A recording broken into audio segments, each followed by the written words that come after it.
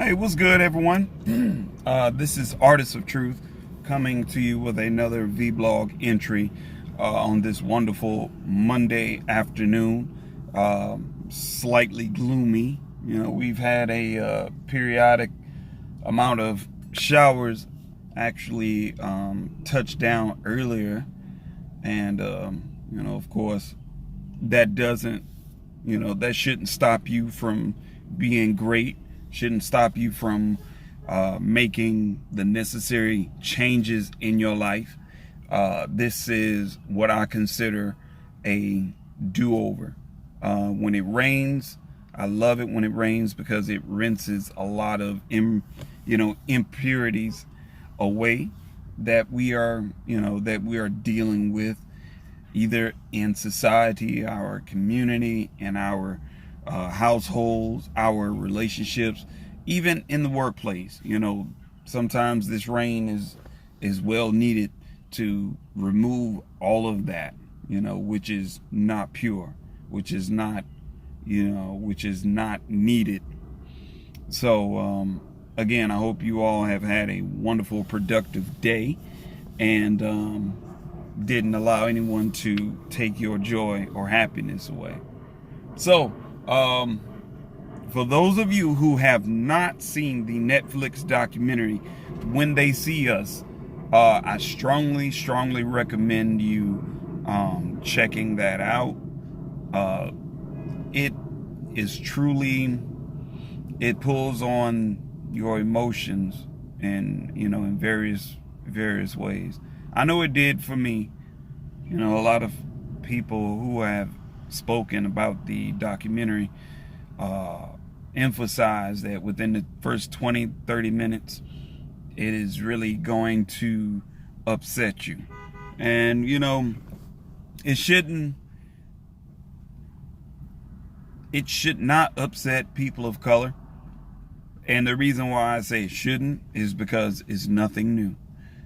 This has been, situations such as that have been occurring for decades upon decades, and honestly, I feel that we need to, we have to educate our children on how they're dealing with the police. When you are questioned by the police, what you should be doing and what you should not be doing. That situation, that documentary, just confirmed a lot of racial divide. It exposed our police system. It really exposed the NYPD police department as very, very racist. And I do understand, there will be police officers that feel like, oh, I'm not racist, and whatnot. It's like, okay, you save that bullshit for someone who's ignorant enough to believe that shit. But that documentary was just, it was sad. It was very, very sad. This female, Linda Fairstein, has been putting out mystery books ever since she has, falsely accused and wrecked the lives of these young men. And personally, I feel that, Linda, she basically reacted in a very emotional, in a very, very emotional way. She emotionally convicted young black males for raping a Caucasian female. And the sad part about that was, how is it that you specifically want to chose to round up all of the black males that were in that particular park that night, as if, the rape culture of Caucasian males didn't even exist during that time. Personally, I felt that, and I still feel today that Linda, her career, and those who are supporting her, they should stop supporting her. If you support this female, even though she falsely accused and destroyed the lives of these young men, it just solidifies that you too are part of the problem. You too are very, extremely racist. And not only that, this woman's career and her image should be decimated. Like, she shouldn't even, whatever book she puts out, these publishers should drop her. It's like, disgusting. That's all I can say. I do understand that she doesn't even speak about the case anymore. And normally when you have fucked up, you really don't have much to say, because apologizing to, coming from the mouth of a racist individual will never happen. They feel as though what they said, what they did was justified, even though evidence shows that, you can't wrongly convict people and then just want to place them in the same category with someone else because they happen to be in the same vicinity. Now, my thing is, if you were going to round up all of the black males, then you should have been rounding up all of the Caucasian males that were in the park that day. But of course, this Fairstein female, she doesn't feel that, the rape culture has been expanding with Caucasian males. She doesn't believe in that. I'm sure she doesn't.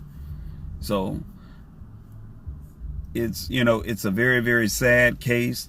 Those characters who took part in the convicting of these young, those at that time, those young black males, Elizabeth Lederer, she lied about the DNA. She's not speaking on the case. She is still an assistant professor at a Manhattan district attorney's office. And she is also a law professor at the Columbia School of Law, in which also I am most definitely going to write a formal email to that university, because you don't want to have a professor who falsely accused young men of raping a woman, and there was no DNA evidence whatsoever that was linking them to this rape.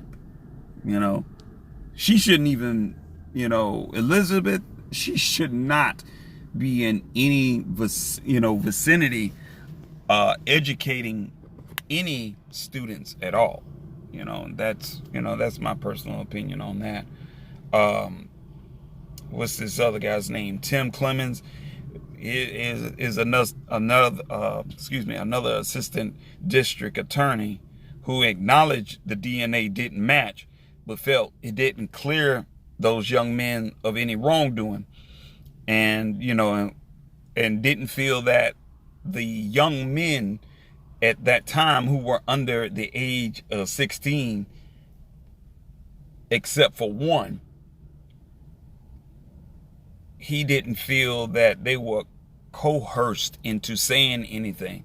But you are talking about 15-year-olds who obviously were not educated on how to handle police and DAs. When your child is not taught how to speak to officers and when to keep their mouth closed, it's like they don't know what to say. So instead of getting further deeper into trouble, of course they're going to agree to say whatever needs to be said in order to get themselves out of whatever trouble, especially when they know they haven't committed a crime or anything. And these young men, I'm absolutely positively sure they would not just admit to raping a woman and there was no evidence. The film overall, and in my opinion, it shedded the necessary light that needed to be shed upon the NYPD. But of course, I know it's nothing new, because this type of thing goes on in every major city which is heavily populated with young black men and young black women. We are constantly being faced with different situations that it just seems it makes some of us very, very frustrated. It frightens some, but in any case, I always tell people, do not be afraid of the police, because you have to remember, these cops, they work for us. We don't work for them. We don't have to answer any of their questions. We don't have to answer any of their questions at all. Under no circumstances do we have to answer any of their questions. If we don't want to talk to them, guess what? You don't have to talk to them. If they're going to write you a citation, oh, okay, well, it's whatever. Write me a citation so I can get on up out of here.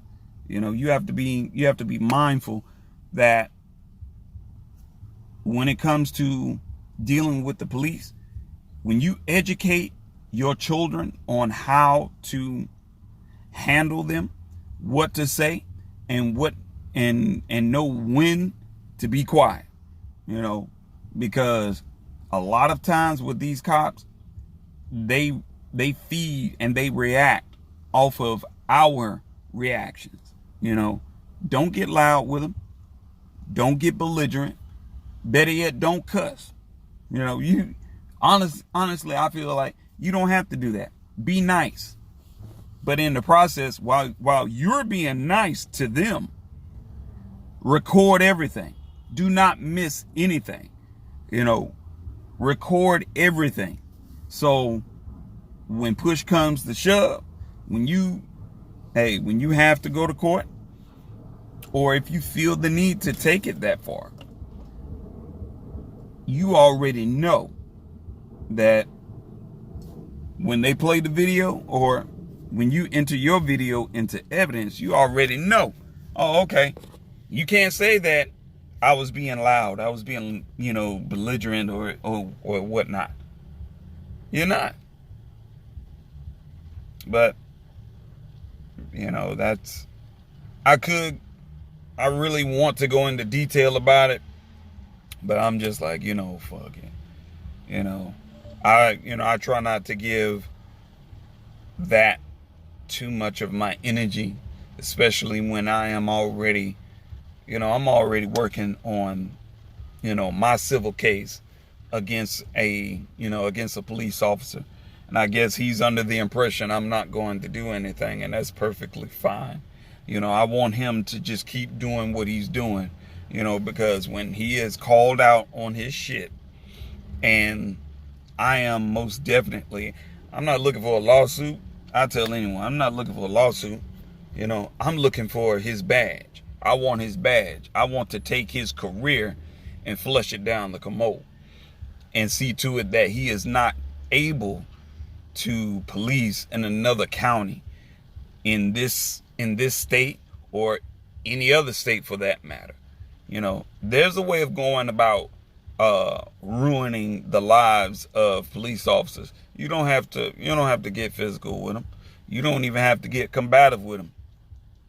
Because a lot of times that's what they use to take out unnecessary force, against us. Some, not all. You got some that just, they push that envelope and really don't give a damn, But, it's a way of going after them. But if you haven't seen it, check out this documentary. Enlighten yourself, enlighten your children, so they know exactly how to handle the police. They know what to say and what not to say to them. When you get your children in a position where they know how to defend themselves against the police, then you have nothing to worry about. They will come home. Believe me, they will. They might get locked up, but guess what? How they handle themselves and how they conduct the situation, how they handle it, will determine whether or not that particular officer will suffer the consequences. And the officer I'm dealing with, oh yeah, he's most definitely going to suffer some consequences. I'm not even going to let up on this motherfucker. Not at all. But yeah, in the meantime, in between time, I'm going to shut this down. I will keep you posted. And, again, check out the documentary. And I'll get with you all later. All right. So you all have a great evening. All right. Peace.